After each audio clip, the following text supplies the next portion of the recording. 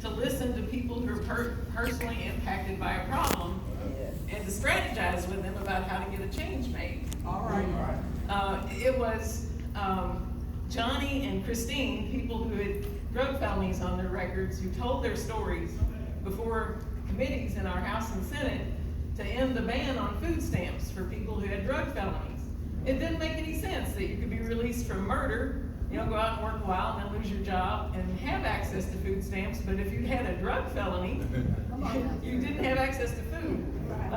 People who worked in substance abuse programs told us this is a really bad public policy because we send folks to 12-step programs, and your sponsor tells you, HALT, H-A-L-T. Anybody know what that stands for?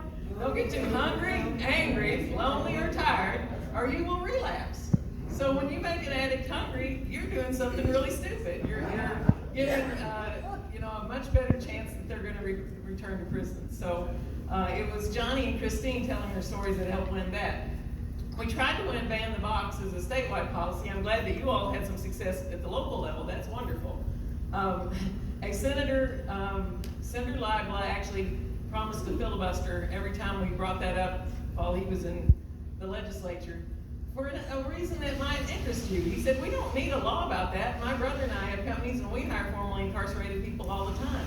People ought to do that voluntarily. You don't need a law about that. So he was blocking it as a law.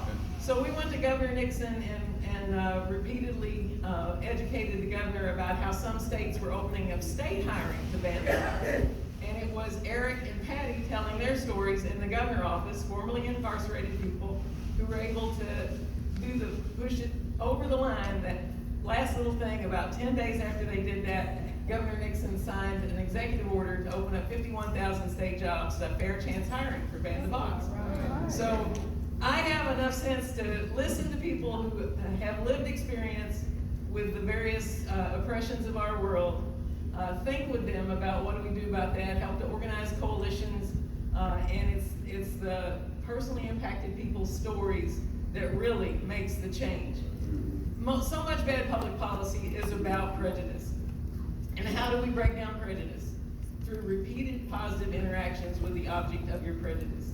That's how you help people get over their bigotry.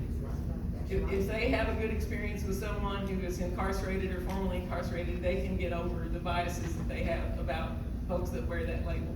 So the thing that we can do to change our world is help people meet who haven't been meeting and help them fall in love with one another.